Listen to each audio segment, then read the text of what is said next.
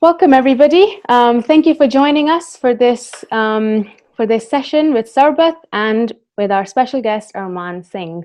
Um, Good morning, good afternoon, good evening, wherever you are in the world. Sat Shri Akal.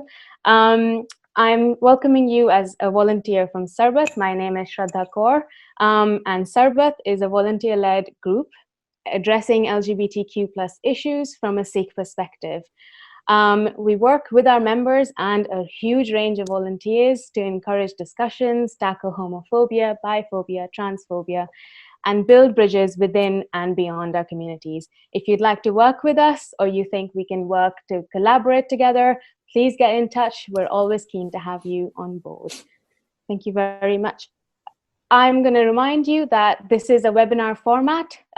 So that means that we're recording this session, but the only two people that are being recorded are myself and Armaan. Nobody else who's attending as an attendee, as an observer, is being recorded. So don't need to worry about that. Please do interact with us using the chat button, interact with each other, and use the Q&A box to ask questions. We'll come to the audience Q&A towards the second half of this discussion. And with that, I'd like to introduce Armaan. I'd let Armaan do the introduction himself, but I will just say we are very honored and privileged to have Armaan join us on this chat. Armaan is a Punjabi transgender poet. I met him online a few months ago. I was introduced to Armaan by Prab, who came for one of our previous sessions in the summer, and we started chatting, and I was introduced to his poetry, and I couldn't stop reading. I was just like scrolling from one poem to another on Instagram. And I was excited to have him on the show. And here we are after such a long time of discussing, going back and forth. I'm so glad to have you here. Thank you for joining. And if you'd like to tell us a little bit more about yourself. Yeah, my name is Armaan Singh, and I identify as a transgender Punjabi man. And yeah, I'm glad the space is created, and I was, I had the opportunity to be here. We need more spaces like that. Yes. But yeah, we do. Yeah.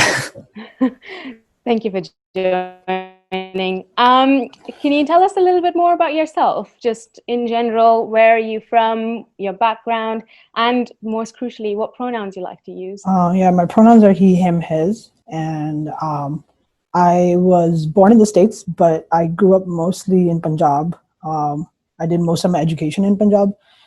Growing up, I would say like until 7th grade, I went back and forth. And then I did my 7th to 10th grade in a boarding school in Mohali. And that was like the significant part of my education and my, life. And then I came to Seattle, and that's where I finished my undergrad. I did a bachelor's in psychology. And right after college, I worked in the tech industry for some time. And now recently I got a full-time job at UC Berkeley, and I am an admin in their School of Business. So that's a little bit about my background. Yeah. Nice, thank you. That took me to my second question, which was, what do you do? So you said you're an admin? Yeah, I'm an admin assistant to a couple of directors at Haas, the School of Business at Berkeley, and yeah, I do support their DEI wing, the Diversity and Equity and Inclusion wing, but I also support their finance team. So yeah, I mean, my background is in psychology, but which is applicable in a lot of ways. Yeah. But because of the tech industry experience, most of my job perspectives have been in coordination and recruiting. So that's kind of what I do right now. Yeah. Nice. Yeah. You describe yourself as a trans Singh. Can you tell us a little bit more about what of the various identities that come together with that description for you in terms of faith or culture or queerness? It brings up a lot of intersectionality. What do you feel about that? And do you think it offers any advantages, disadvantages to how you experience the world? I think there's always disadvantages and advantages. I think being standing at the intersectionality that I stand at, not just being transgender and Punjabi and Sikh and having growing up with those values, it's also that I traveled around a lot, and culturally it's always been a struggle to find my place. And yeah, I think growing up, I struggled a lot in terms of like culture. Like our Punjabi community is very closed off and very conservative. And I don't think so. Even though I didn't have words to know that I'm trans at that point, or identify as a Singh, even though I felt like one, it was always difficult to find my own place, whether, in terms of culture or even faith, even though in a lot of ways faith helped me, like Sikhi helped me, heal. But there's still a lot of cis and heteronormative gatekeeping that happens.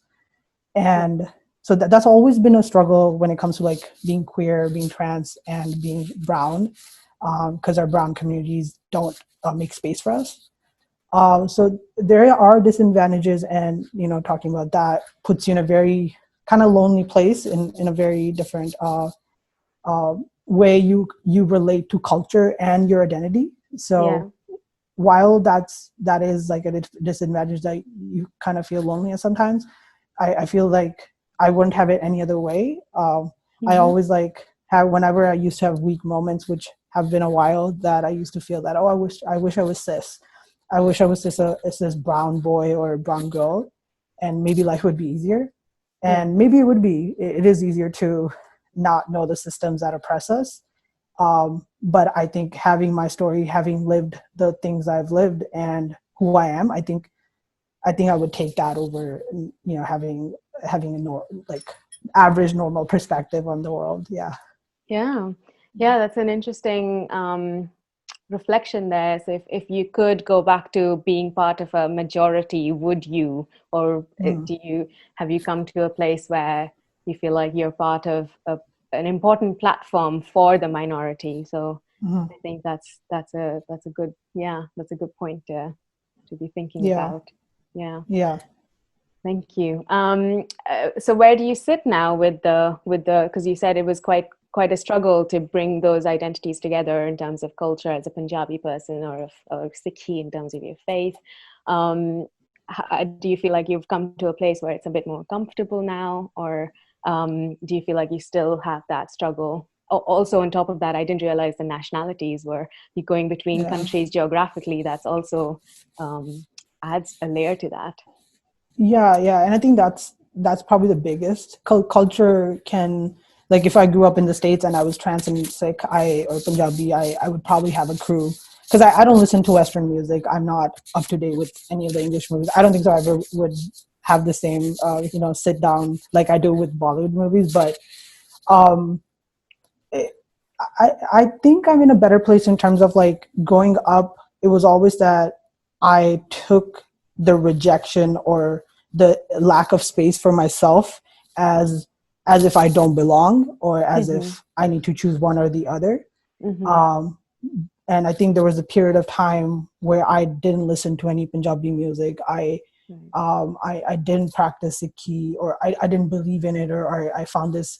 I kind of like took all that rage and shifted it to the Guru and like my relationship with the Guru. But I think I'm in a place where I'm trying to heal that and understand that how I feel, that my culture and my faith didn't abandon me. It's the people who gatekeep it that didn't let me in. So I'm in a place where I can't say that I'm fully like proud and like I have found my place in the world, but I think I'm in a much better place than I was when I was in the closet, which would be true for most people. Yeah, I think we've heard this because we had recently, a few weeks ago, we had a coming out discussion, and a lot of them were saying that a lot of our panelists were reflecting on the same thing, that it was difficult, choose your moment correctly whenever you want to take that step of coming out or telling someone, letting someone in into your experience, into your life. But a lot of them were saying that not for everybody, but quite often you feel like there's a relief, or you feel like there's an openness or an honesty that you can now bring in your life experience. It might not be positive because there is still struggle after coming out. I think that sometimes when the struggle begins almost externally, but within yourself, internally, it sometimes feels like I'm a little bit more at peace. Yes. Do you feel that? Yes, 100%. Yeah, I think struggling to be in the center or in the same circle of Punjabi and people I grew up with, I think that struggle in itself, when it ended, when I realized, okay, there's no space for me in this community, then I have to go out and be who I am and live my life. And that is kind of like a grief period, and kind of like picking and choosing, which often we have to do as, trans and queer Punjabis or people of color. But a lot of times there is still grief around that.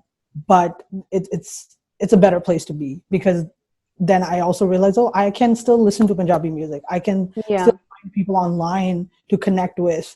And I found so many Punjabis and Sikhs across the world. So I think when that definition of community changes from like gathering every Saturday to chit-chat and not really talk about real issues, to actually connecting to people and their struggles, and connecting on that and that human level. So yeah, that's definitely been true, that when the internally feels so much better, I would say. Yeah. And there's another interesting point you made there, was that you can choose you can choose a community. So it doesn't mean that the community that you're trying to gain respect from or an entry to, in fact, is the community. There is a bigger world beyond just that, although it might seem like those are the people I need it from. But there is a bigger online, perhaps. Quite often people find it online and then start finding the physical spaces for it. But yeah, that's important as well. Otherwise, I mean, loneliness is it can hurt. Yeah. Thank you. Tell me about your poetry. When did you start writing? What prompted you? And is it only on Instagram, or do you have a platform that you use to share your work? I actually started writing poetry when I was in 8th grade. So I was in Indian boarding school. Right. And I have a lot of memory issues because of the trauma I've been through. So I don't really remember what prompted it. I do remember the occasion it was Mother's Day, and I was kind of like, we used to have houses. It was a thing like schools did in India, and I was part of the Ranjit house, and I was the leader of that. And for the function, they needed someone to perform, and I was just told that you're gonna, and I ended up writing. And it was interesting because it was a very emotional write-up about my mom. And it wasn't that I was best friends with my mom or had that healthy and nurturing relationship. And for me to see that I was able to express deep underlying raw feelings, emotions I had. And ever since that, like I didn't make much of it at the point, but ever since that, it's been something I use as a resource, as a tool to express things that are hard to express, So currently, or since I started my Instagram page, it's only been Instagram mostly. I did briefly had this blog, but I haven't been able to follow up with that. So far, it's only Instagram that I've been using it to share my words. Excellent. I'm really glad to hear the Ranjit House, whatever function it was, it unlocked something there, because otherwise it might have taken much longer to reach that, to see that, you could express through poetry. Sounds like it did have it played a role in 100%. Forcing you to take that platform almost. 100%. Yeah. Excellent. So and you said you use poetry to express yourself, especially when it comes to difficult things that might be hard to talk about. And I've seen this within your work as well. You talk about topics that are quite taboo or would be taboo in Punjabi context, Sikh context, or even just generally South Asian spaces. do you want to tell me a little bit more? I'd call it activism because you're talking about so many different things. You're shedding light on this. How do you see this work?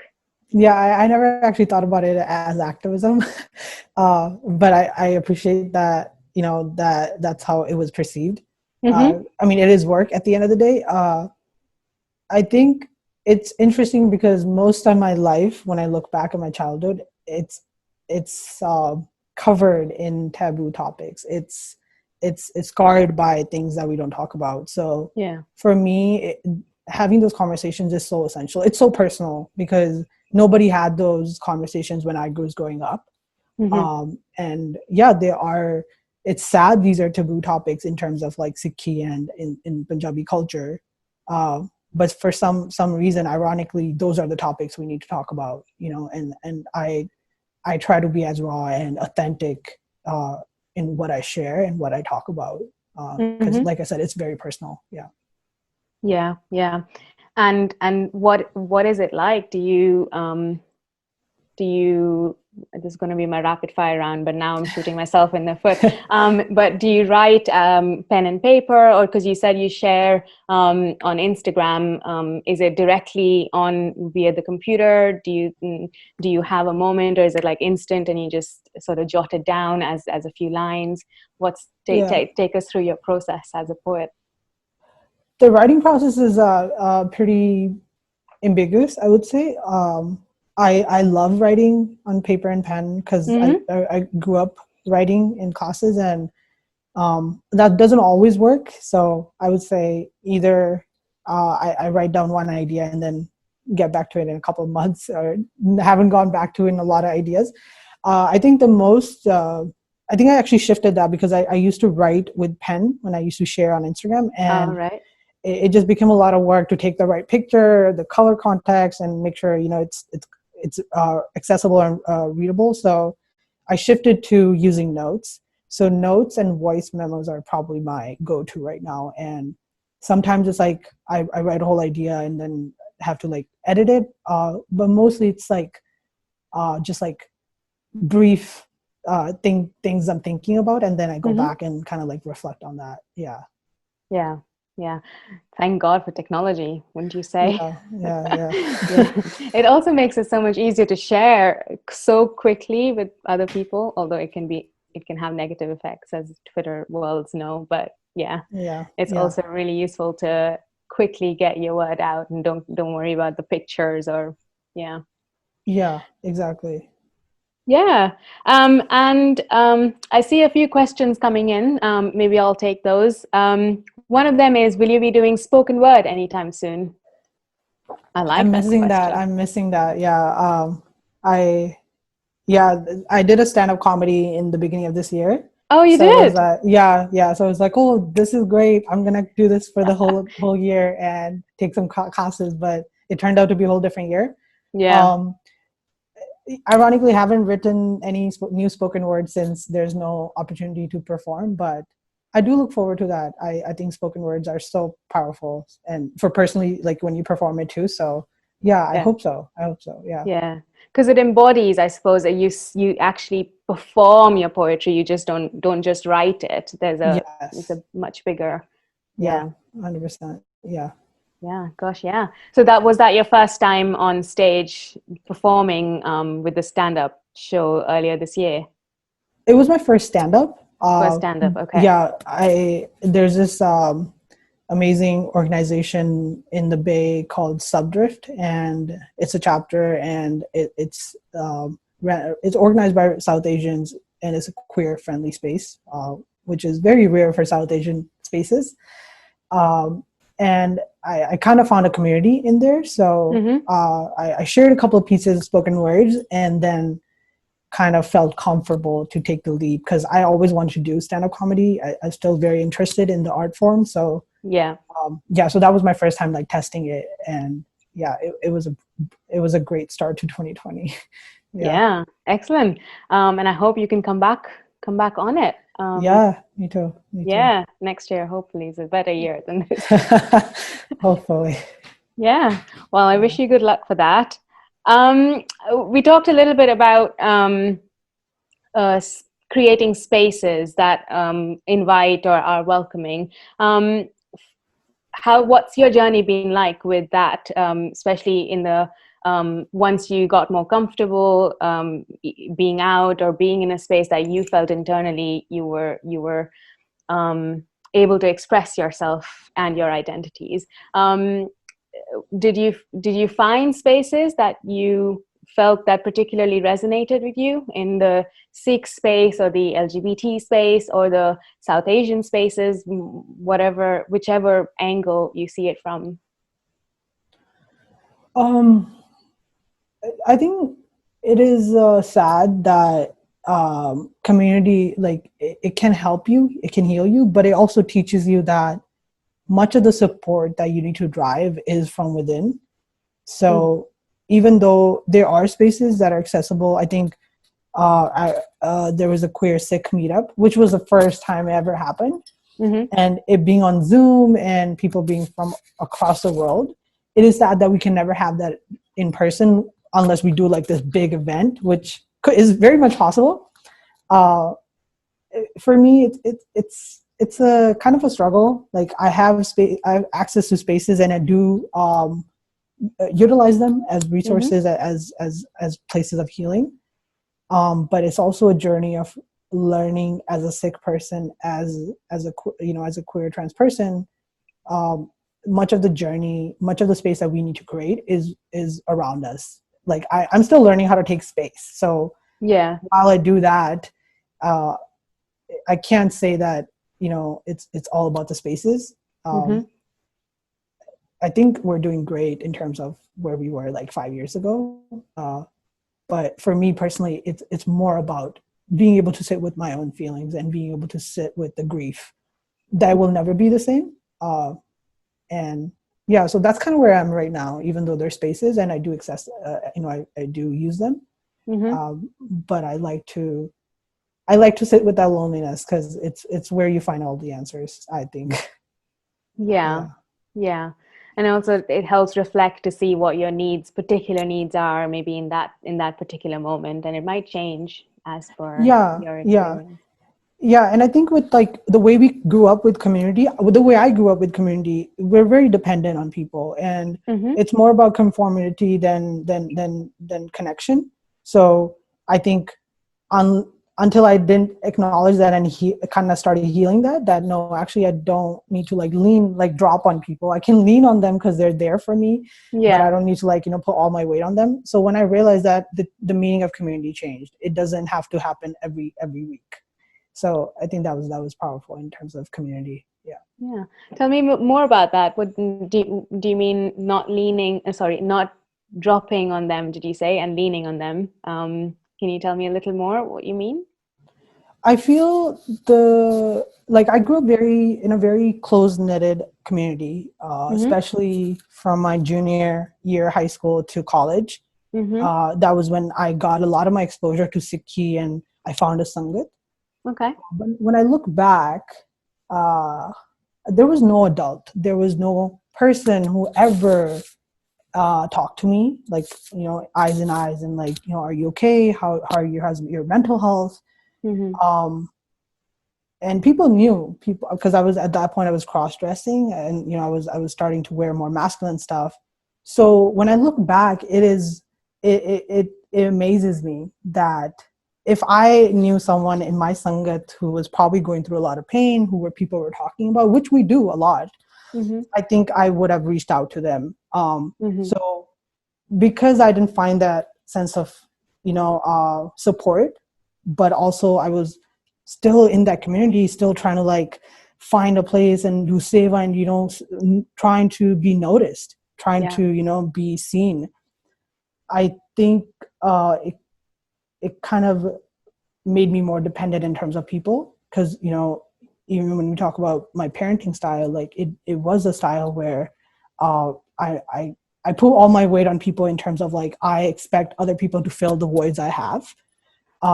So I feel like when I found a community where we don't have to talk about everything, we don't even have to talk. We can sit in silence and let that do the talking. I think I found in that the voids can't be filled by people or words or nobody coming up to me and asking how's my mental health. That's amazing. And people Okay. who do that, like, they keep showing up. But it's no one uncle who's gonna show me they're practicing Sikhi rather than just like saying it. So yeah, that kind of changed for me in terms of I'm learning how to put my head on the shoulder rather than just like drop on someone. So I think there's a difference in that. Yeah. Thank you. And it's a lot about showing up actions rather than saying something but it being hollow. So yeah. Thank you. That brings me to my next question, which I think I can see in my list of Q&As that other people are also asking. So what can we do then as Sikh organizations, as LGBT organizations, or in the case of Sarbat, both? What can we do to provide better spaces, to provide spaces that are more inviting, welcoming, safe, or really indeed just giving you that ability to lean, as you said, on a sense of community? What could we do better? I think Sarbat is doing great. I do want to acknowledge that. I think the space is, to say the word, historical in terms of like me being in this space is something I never imagined. From being rejected from a community and thinking no one's gonna ever accept me as who I am to realizing there's value and content in my story. So I think Sarbat, this is an inclusive space because I felt really comfortable.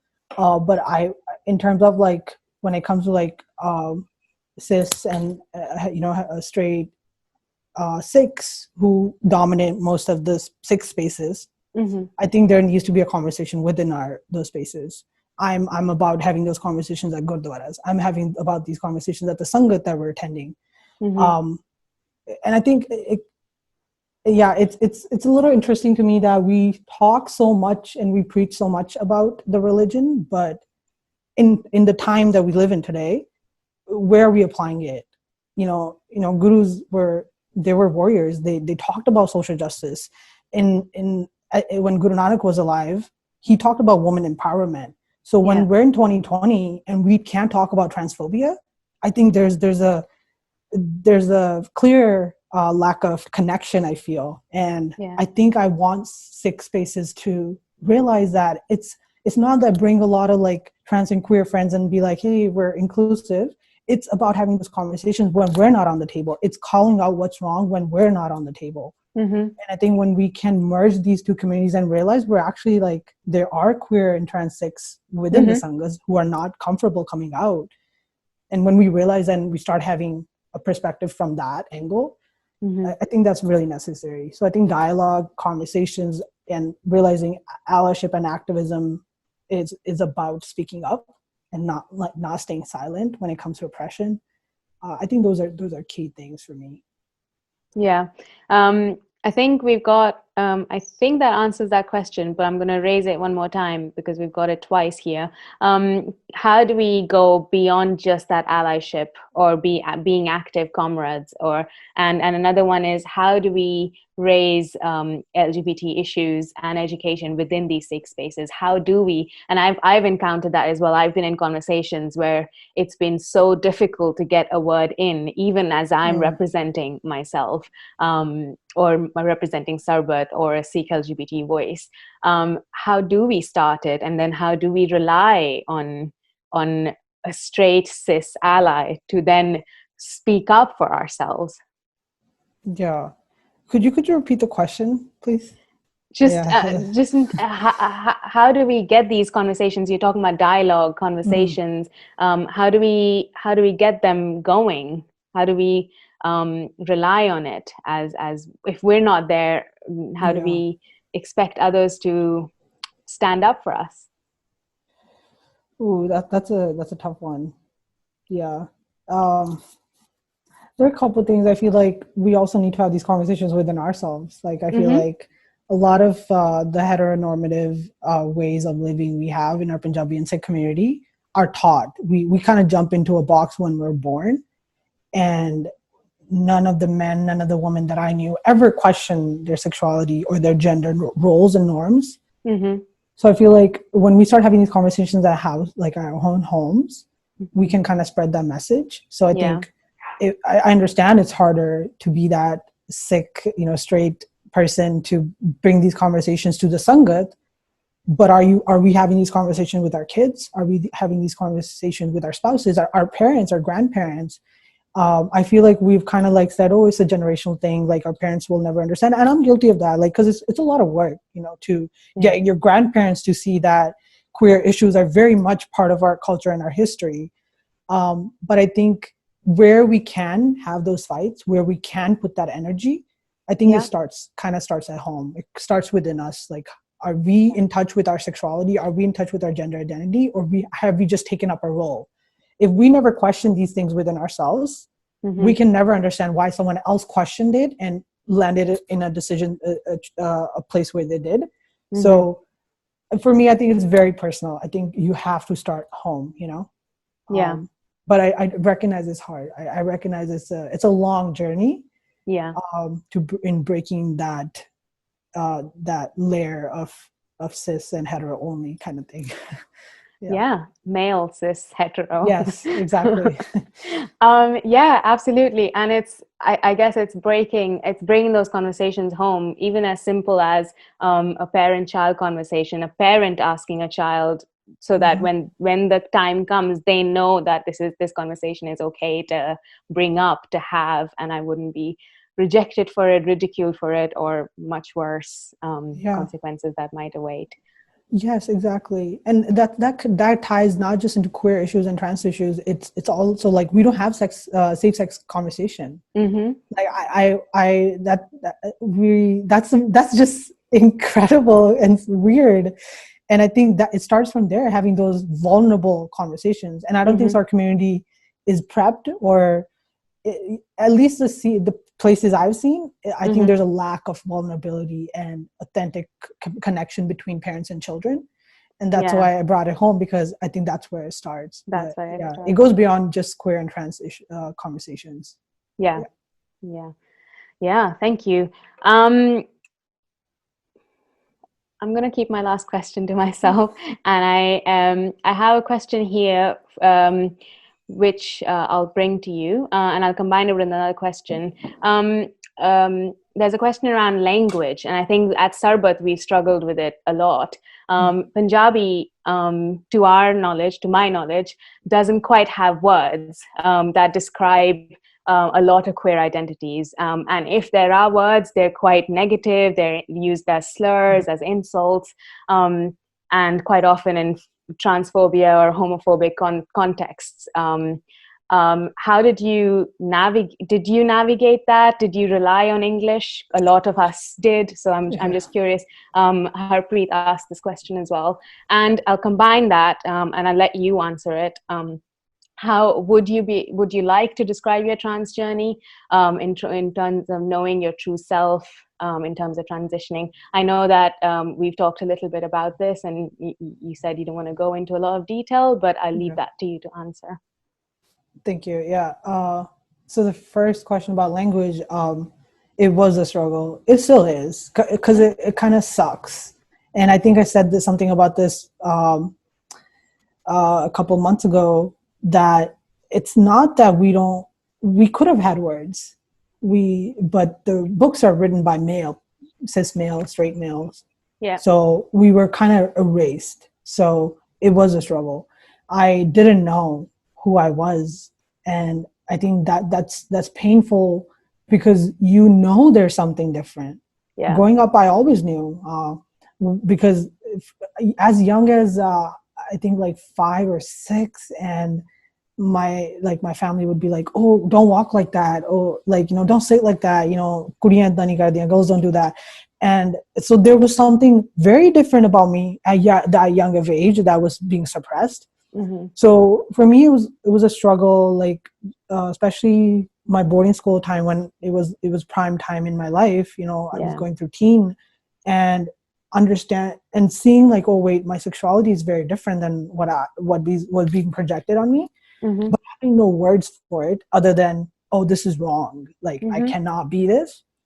So it wasn't until college, it was my first quarter of college, which just is amazing, because that's kind of what the only education I needed was to learn these words and rely on English, which kind of is sucks, but thanks to colonization, I guess. But yeah, English, finding those words were so necessary. And it is sad that the language I speak and I grew up speaking, it didn't have a word for me. I think that's a grief that queer and trans people of color will always have to experience, will always have to sit with.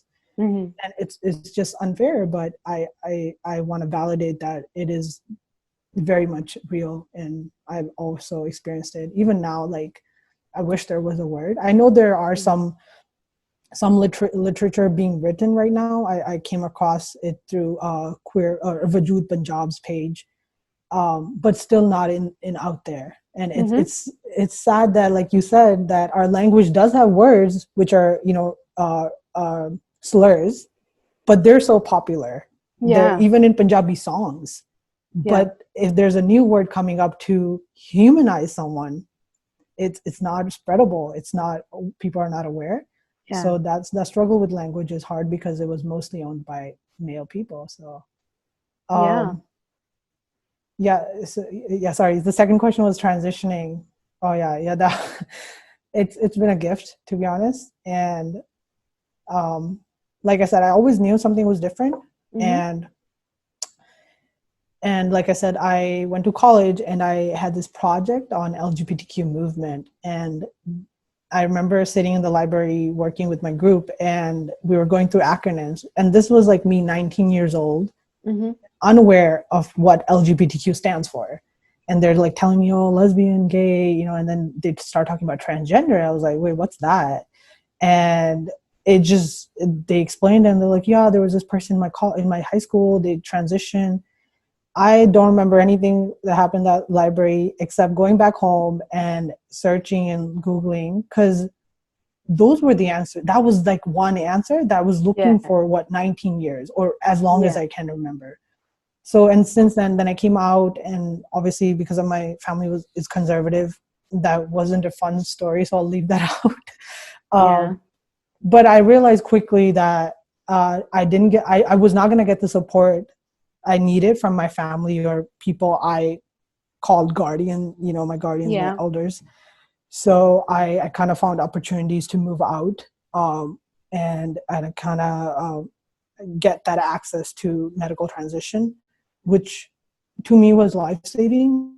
I think for a lot of people it is.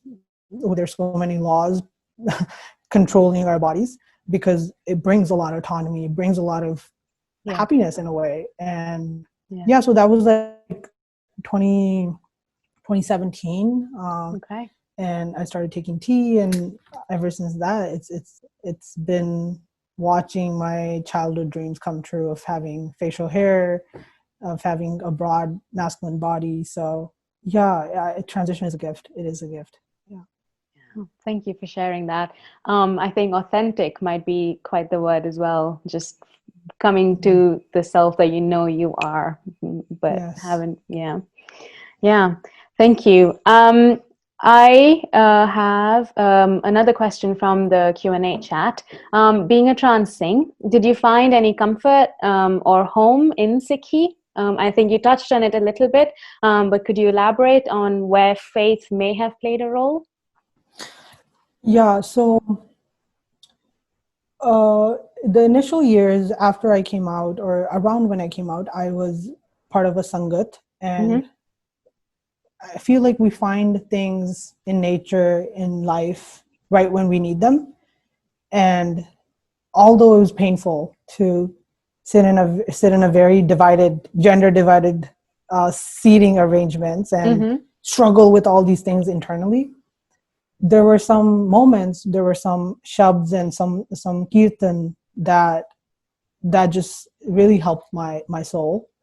And it's kind of the rope, you know, it's those were the times I was depressed. Those were the time I, attempted to end my life, and it saved me. It's just the singing and some people who are really aware of the connection they have with the guru, and the true Sikhs, I think, when they would sing, I used to have like a couple of favorites in the sangat I used to go to, and yeah, it was something I needed, because even though I left the sangat, I had to leave the sangat.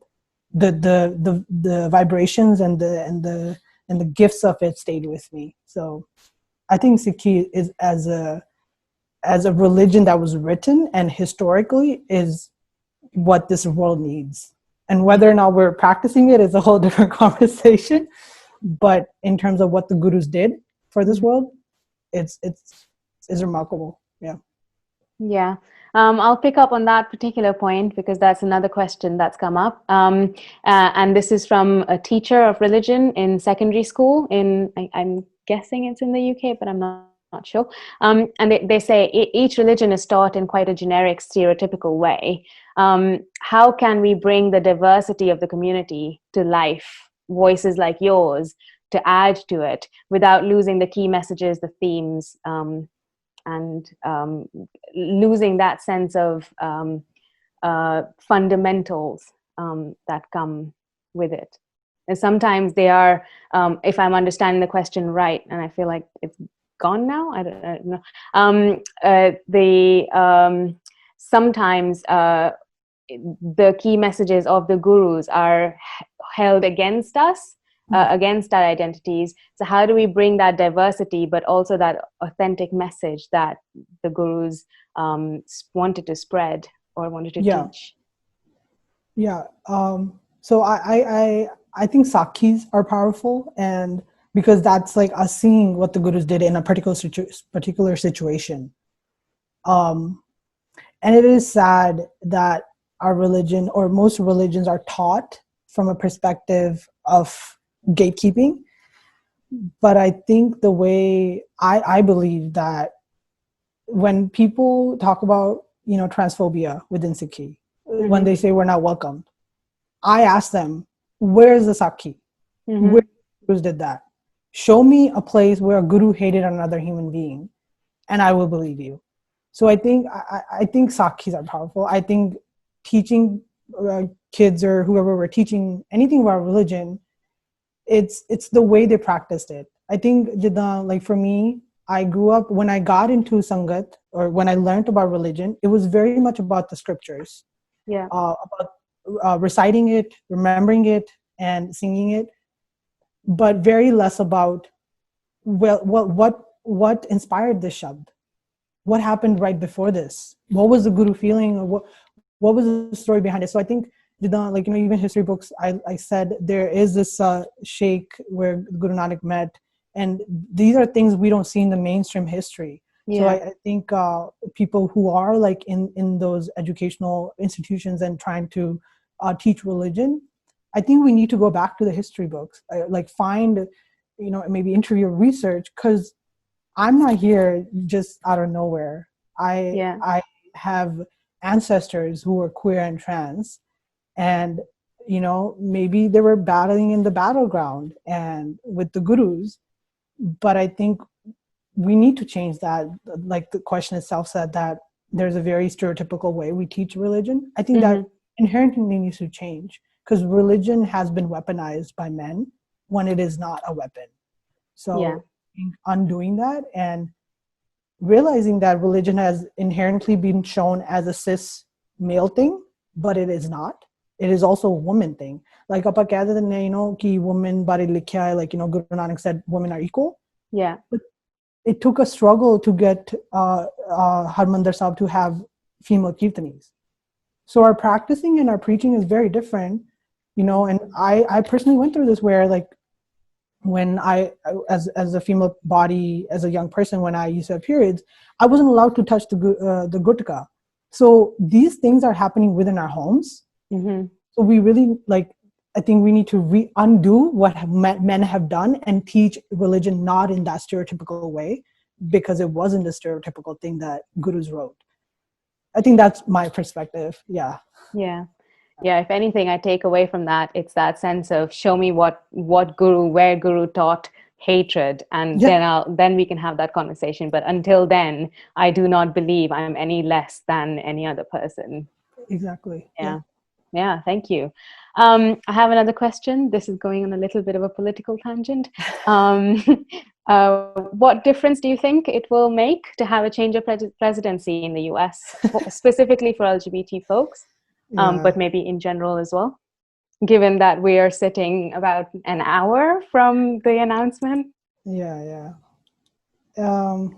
Honestly, if you had asked me that 4 years ago, I would be like excited, like, oh my God, a progressive Democrat won. But the reality is that white men are running the show, and we're a lot of ways just supporting their systems. So I'm super grateful that there is some room to breathe in the US right now. Just be like, okay. But it is also that work, it doesn't stop here, you know, like he said that he will protect LGBT community. And we do have a Democratic House, I saw, and I'm not saying things will get worse, they won't. But whether they will get better is always a question when it comes to a progressive Democrat. Because they say they will do a lot, but is he going to defund the police? Is he gonna change the way law enforcement officers treat people? So he said a lot that we want, that we need. So I'm just waiting for this white man to show his inactions. Yeah.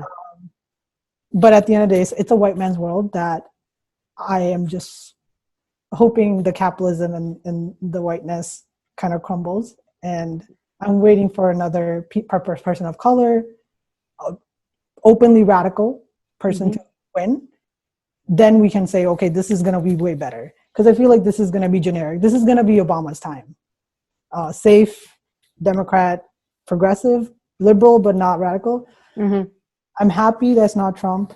I would be happier when we see people who make these white men actually win seats because they deserve it. Yeah. Well, I think a silver lining might be that we do have representation from color and a female in the vice president. But I take it. And there are a lot of actually first-time LGBT. That's true. Senate people. A lot of small victories, I would say. Yeah. Small victories to big ones, hey? Yeah. Cool. Thank you. I'm picking up on something I heard on Instagram, that you're releasing a podcast. Can you tell us a little bit more about that? Yeah, I did. I actually released it. Oh, yes. Yeah, I titled it Armaan the Poet, just like my page, just because it means holds a lot of meaning to me. Yeah, it's similar to what I have in my Instagram. I'm kind of like actually trying to coordinate my poetry to the episodes I have, but it is my little effort to bring some vibrations, some healing to the Punjabi community, and bring some conversations on the table, and honestly just to stand in my own voice. So I hope that through comedy, through storytelling, and through shairi, poetry, and all these different art forms, we can talk about things that are important, that I went through personally. And like I said, most of my childhood is actually scarred by taboo topics, whether we talk about fat phobia or sexual abuse or parental abuse, financial abuse. So I think I'm interested in learning from that childhood, learning from that story, and hoping to change the way we do things. So, but also make it fun. So so that's kind of like I'm hoping that I'm taking that intention towards the podcast. Lovely. I'm glad to hear that. I love the logo. I think I saw the logo online. Did you design it, or was there somebody else designing it for you? No, I had someone, professional graphic designer, but that was my the idea was manifested from my sketch. So I was very much set that I want my scars and roses, as I love nature, and roses are beautiful, and the colors definitely came later. But I definitely had someone, a partner with me, collab with me, and just kind of like manifest my vision, because that is literally how I imagined it. But the sketch was way worse. but yeah, that happened. Yeah, it is. He's super talented. Yeah, it looks very poignant. I think it hits on quite a few contradictions is not the correct word I'm looking for, but it brings together several elements of a journey, and I can see the struggle, the positive, the challenges all together. Yeah, Yeah, yeah, yeah. yeah. Thank you. I'm looking forward to seeing. Have you released an episode then, or? Yeah, I actually released episode 0 just for like an introduction, and then I recently, I think 2 days ago, I released my first episode, which is Excellent. talks about life in 2020 so far. So yeah, I'll share that with the Sarbat email, and yeah, Yeah, yeah, and we can share it out then. That would be great. Yeah. thank you. Yeah, I appreciate that. Great, thank you. I have one question that I can take. Uh, okay, it's a single question. I think it's somebody noticing on your social media platforms, you talk about mental health challenges for the transgender community. And again, I'll let you go into as much detail or as little detail as you want to talk about. But can you summarize the main challenges, what mental health professionals can do to address them? So in terms of a growth perspective from a mental health professionals as well. Oh, mental health professional. So I think the medical institution is a whole different conversations. I don't think so. They're trans inclusive. I know there's movement there. Mm-hmm. But in terms of my own struggles, I live in US and I live in California. So most of the doctors I had access to because of the insurances I had were old white people. Mm-hmm. And it was not always the best experience. So I think my probably like a very small advice for like medical professionals would be understanding intersectionality, especially being a person of color and then being queer or trans. But my personal like mental health challenges, it's just because of the story I've lived. Mm-hmm. You know, it is what it is in a way, but as a trans person, there's definitely something you struggle with every day is, dysphoria, and tie that into the trauma a person goes through as a child, or even being rejected by your family for being who you are is a huge trauma. And sadly, most people have it, So those are just my struggles and challenges that as a trans person, because standing in my own light, and then you kind of run out of battery because of all these issues. But I think with mental health, I'm realizing those challenges are what keeps you alive. It's what keeps you going, because you realize it's not about you. It's what happened to you. So that's just kind of my 2 cents on that. Yeah, thank you. I think that was an interesting point about raising awareness from an intersectionality lens to say this is not just about a trans experience or any of the other identities. It's all coming together for one person and just throwing up more challenges than one person might be able to assume immediately. Yeah, 100%. Yeah. Thank you. I have, before we close, a little rapid fire round for you. Really quickly, who's your favorite poet? Oh my God. Currently, I'm liking R.M. Drake. I'm reading his book, so that's pretty raw, I would say. All right, excellent. Cat or dog? I think I know the answer. Cats. And you have a cat. Yes, I Yeah, do. and it has a very special name. Below. I Below love the Singh. name. Yeah. Very nice. I think I asked this before, but pen, pencil, keyboard. Pen. Pen. Yeah. Okay. Ocean or forest? Ocean. Nice. Favorite holiday? All of them, but probably Christmas. Yeah. I mean, not Christmas, just winter break. Yeah. Yeah, I guess break in any kind, but that's, I guess, a long break. So Yeah. that's good. Yeah. Yeah.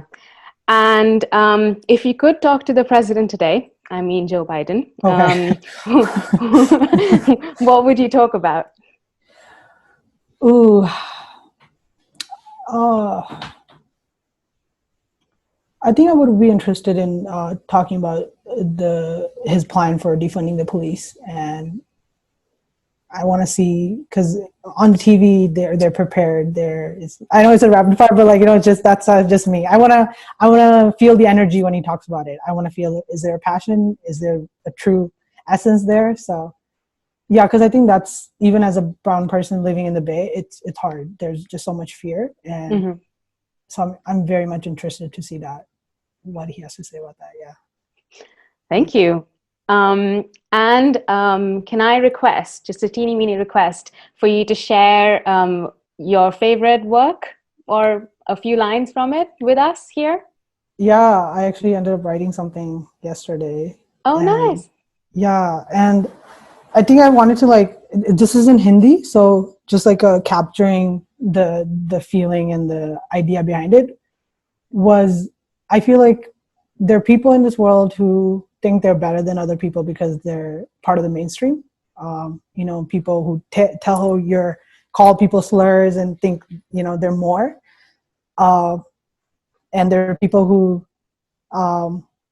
physically appear to be good Sikhs, but have hate.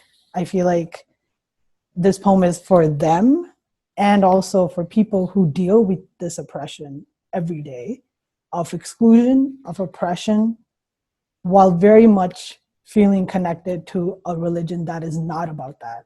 So having been through that, so these are a couple of lines. हम अलग हैं मान लिया, तुमसे कम है ये हो नहीं सकता, कि उसी खुदा ने बनाया है जिसके करीब होने का तुम दावा करते हो, इतने करीब और रोज मरते हो इसी माया में जिससे बाहर रहने का तुम दिखावा करते हो। दिखावा चाहते हो हम भी करें जब हम अपना सच बोल रहे हैं, जो लिखा है उसने उन्हीं पन्नों को फलोर रहे हैं, खुद को जान रहे हैं, शायद थोड़ा उसे पहचान रहे हैं, और इतना पहचान लिया हम अलग हैं मान लिया। Oh, thank you. I'm not going to try to translate that, but maybe after the fact we can write in a little translation. But that was beautiful. Thank you very much. Thank you. And thank you for sharing your time today. I think I'm gonna come to a close, but I'll leave the platform for you here in case you'd like to share any last thoughts with our audience. No, I want to say thank you so much for creating the space and making this happen. And I'm super grateful, to be honest. And yeah, let's keep having these conversations. Let's keep creating these spaces and making it better for the next generation, I would say. Yeah. Yes, thank you. And with that thought, let's continue the conversation. I'd like to just draw everybody's attention to another event we're hosting in a few weeks' time. I think it's on the 28th of November, on discussing marriage equality and the Sikh faith. Tickets are still open. Please do join in. It will not be a recorded event. It'll be a social conversation that everybody can participate in. And we're just trying to start that conversation, continue that conversation, and see where we can get to. So please do join if you can. But until then, thank you very much, everybody, for your questions, for your participation. And thank you, Armaan, for joining us today. Thank you so much. Thank you to Harpreet and Aman and you, all of the Sarbat team. I appreciate you all so much. Thank you. Absolutely. It means a lot. Thank you. Okay. And I will finally like to thank Amandeep, who's at the UK Punjab Heritage Association and who's been very kindly lending us his Zoom account to have these sessions. Thank you very much for that. And yeah, see you soon. Okay. Bye, everybody. Take care.